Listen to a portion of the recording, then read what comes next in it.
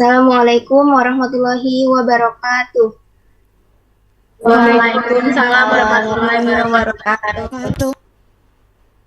Yang saya hormati Bapak Bahar Amal SPDMN selaku dosen pengampu mata kuliah Literasi Digital Lanjutan 2, Blockchain dan Cloud Computing, dan yang saya banggakan teman-teman kelas 3C Pendidikan Bahasa dan Sastra Indonesia. Pertama-tama, mari kita panjatkan puji syukur atas kehadirat Allah Subhanahu wa Ta'ala yang telah melimpahkan rahmat dan karunia-Nya sehingga kita dapat berkumpul kembali dan belajar bersama pada hari ini.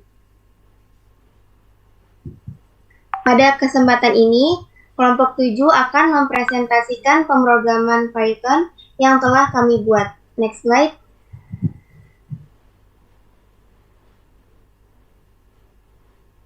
Sebelum presentasi dimulai, izinkan saya selaku moderator untuk memperkenalkan anggota kelompok 7. Yang pertama, saya sendiri Nur Hasanah Masud, yang kedua Siti Maulida, dan yang ketiga Tiara Fatmawanti. Next slide. Pada presentasi ini, kami akan memaparkan 3 materi. Yang pertama, if-else, yang kedua dictionary, lalu yang ketiga paket dan modul. Beli nasi uduk di Bekasi, beli es teh di Cikini, tidak perlu banyak basa-basi, mari kita masuk ke materi. Materi yang pertama akan dipaparkan oleh Tiara. Kepada Tiara, saya persilahkan. Baik, izin melanjutkan. Materi pertama yaitu pemaparan mengenai if-else. If-else di dalam Python adalah sebuah konsep pemrograman yang digunakan untuk mengambil keputusan atau mengontrol aliran suatu program. Konsep ini memungkinkan program dapat mengevaluasi apakah suatu kondisi benar atau salah. Pengaplikasian if-else yang dibuat oleh kelompok 7 ialah if-else pengukuran tinggi badan menaiki wahana. Program ini digunakan untuk menentukan dapat atau tidaknya seseorang menaiki wahana berdasarkan tinggi badan mereka. Selain itu, program ini juga dapat mempermudah dalam menyeleksi kriteria tinggi badan demi keselamatan pengunjung. Next slide. Berikut adalah pemrograman if-else pengukuran tinggi badan. Pada gambar 1, hasil running program menyatakan bahwa tinggi badan 150 ke atas dapat menaiki wahana. Di sini kelompok kami menyajikan contoh if-else-nya itu 160. Tinggi badan di atas 150 itu bisa menaiki wahana. Next slide.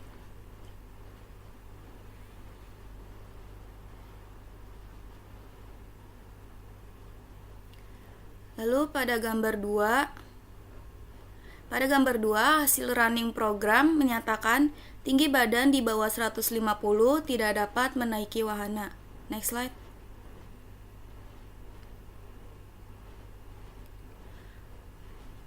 Berikut adalah flowchart if-else pengukuran tinggi badan yang dibuat oleh kelompok 7. Gambar 3 menunjukkan flowchart if-else yang menyatakan jika tinggi badan seseorang 160, seseorang tersebut dapat menaiki wahana. Next slide. Lalu pada gambar 4 menunjukkan flowchart yang menyatakan jika tinggi badan seseorang adalah 140, seseorang tersebut tidak dapat menaiki wahana. Pernyataan bisa atau tidaknya seseorang untuk menaiki wahana di dalam program dan flowchart ini ditentukan oleh tinggi badan. Baik, pembahasan dari saya sudah selesai. Selanjutnya saya serahkan kepada Nur. Izin melanjutkan. Setelah membahas if-else, kita beralih ke materi yang kedua, yaitu dictionary. Dictionary adalah tipe data pada Python yang berfungsi menyimpan dan mengorganisasikan kumpulan data atau nilai menggunakan pendekatan key value. Key merupakan nama atribut suatu item pada dictionary, sedangkan value merupakan nilai yang disimpan pada suatu atribut. Dictionary memungkinkan programmer untuk memperbarui data dengan menambah entry baru, memodifikasi entry yang telah ada, atau menghapus entry yang tidak diperlukan. Pengaplikasian dictionary yang dibuat oleh kelompok 7 ialah dictionary penyimpan dan pengorganisasi biodata anggota Blackpink. Program ini digunakan untuk menyimpan dan mengorganisasikan biodata anggota Blackpink dengan lebih efisien. Atribut yang dimuat dalam dictionary ini ada 3, yaitu nama, tempat lahir, dan tahun lahir anggota Blackpink. Next slide. Berikut adalah pengaplikasian dictionary, penyimpan, dan pengorganisasi biodata anggota Blackpink. Pada gambar 5, nomor 12, kita bisa melihat bahwa setiap key dipisahkan dari value menggunakan tanda titik 2. Key-nya adalah nama, value-nya adalah Kim Jisoo. Dan setiap pasangan key value dipisahkan dengan tanda koma. Keseluruhan data diapit dalam tanda kurung kurawal. Lalu kita lihat nomor 19. Ketika ingin mengakses elemen dalam dictionary, tanda kurung siku dimanfaatkan bersama dengan key yang sesuai untuk mengambil nilai. Next slide. Gambar 6 ini merupakan lanjutan tangkapan layar dari gambar 5. Next slide. Berikut adalah flowchart dictionary penyimpan dan pengorganisasi biodata anggota Blackpink. Gambar sebelah kiri merupakan rumusan flowchart yang kelompok 7 rangkai, dan gambar sebelah kanan merupakan hasil runningnya. Kami merangkai flowchart untuk dictionary penyimpan dan pengorganisasi biodata anggota Blackpink dengan beberapa langkah, yaitu langkah pertama, kita membuat declare tipe string yang berisi nama, tempat, tahun. Langkah kedua, kita membuat output yang bertuliskan anggota 1. Jadi program akan memunculkan tulisan anggota 1. Langkah ketiga, membuat output yang bertuliskan nama. Langkah keempat, kita membuat input nama. Di bagian input inilah kita akan memasukkan data yang ingin disimpan. Langkah kelima, kita membuat output bertuliskan tempat lahir. Langkah keenam, membuat input tempat. Di sini kita akan memasukkan tempat lahir anggota 1. Kemudian langkah ketujuh, membuat output yang bertuliskan tahun lahir. Langkah ke-8, membuat input tahun. Inilah input terakhir untuk anggota 1. Next slide. Langkah ke-9, kita membuat output berisi nama anggota 1 yang sebelumnya sudah kita masukkan. Kemudian langkah ke-10, membuat output berisi tempat lahir anggota 1. Langkah ke-11, membuat output berisi tahun lahir anggota 1. Data anggota 1 sudah selesai. Setelah itu, kita akan lanjut ke anggota 2. Langkah-langkah anggota 2 sampai anggota 4 sama seperti langkah-langkah anggota 1. Next slide. Next lagi. Next lagi. Nah, pada gambar 11 ini kita dapat melihat bahwa proses penyimpanan biodata anggota Blackpink telah selesai, udah di end.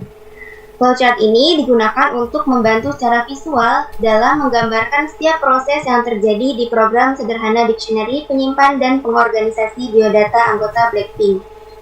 Sekian pemaparan dari saya. Materi selanjutnya akan dipaparkan oleh rekan saya. Kepada Maul, saya persilakan.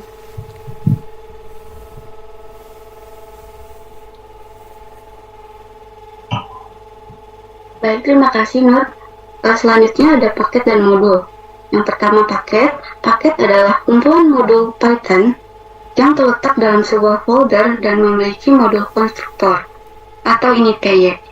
Paket ini merupakan cara untuk mengelola dan mengatur modul-modul Python dalam bentuk direktori, memungkinkan sebuah modul diakses menggunakan namespace dan .lokasi. Yang kedua, ada modul. Modul dalam Python adalah file yang berisi kumpulan kode fungsi, kelas, dan variabel yang disimpan dalam satu file dengan ekstensi PY dan dapat dieksekusi oleh interpreter Python. Nama modul PY adalah nama file itu sendiri. Contohnya, kita mempunyai file bernama rumus fisika PY. Maka kita telah membuat sebuah modul bernama rumus fisika. Dan modul itu sendiri bisa mempunyai isi yang beragam. Bisa berupa fungsi, kelas, ataupun variabel. Setiap modul memiliki tabel simbolnya sendiri. yang digunakan sebagai tabel simbol global untuk semua fungsi yang didefinisikan dalam modul. Maka dari itu, penulis modul dapat menggunakan variabel global dalam modul tanpa mengkhawatirkan kemiripan yang tidak diinginkan dengan variabel global pengguna. Modul digunakan untuk membagi sebuah program besar menjadi file-file kecil sehingga lebih mudah dikelola dan diatur.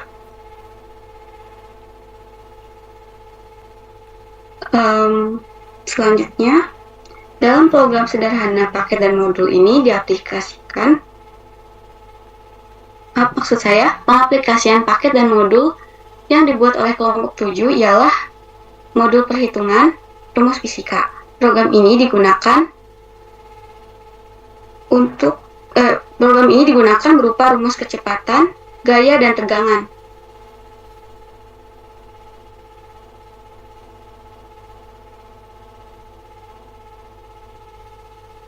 Selanjutnya, pada gambar 12 adalah pengaplikasian paket perhitungan rumus fisika. Menunjukkan program paket berupa operasi rumus fisika yang akan dijalankan.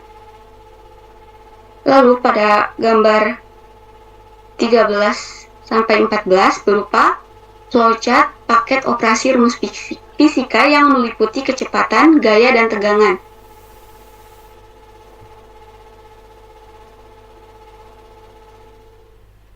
Selanjutnya, pada gambar 15-16 menunjukkan modul kecepatan. Lalu pada gambar 17-18 menunjukkan modul gaya.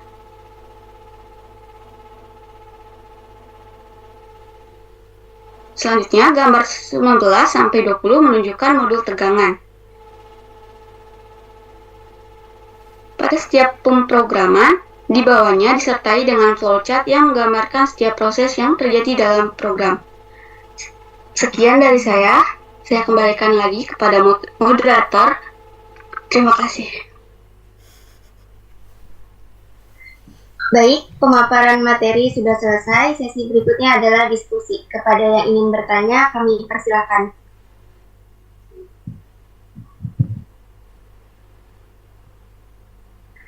Karena tidak ada yang ingin bertanya, maka sesi diskusi kami tutup. Terima kasih kepada rekan-rekan yang sudah memaparkan materi. Semoga apa yang disampaikan bisa bermanfaat.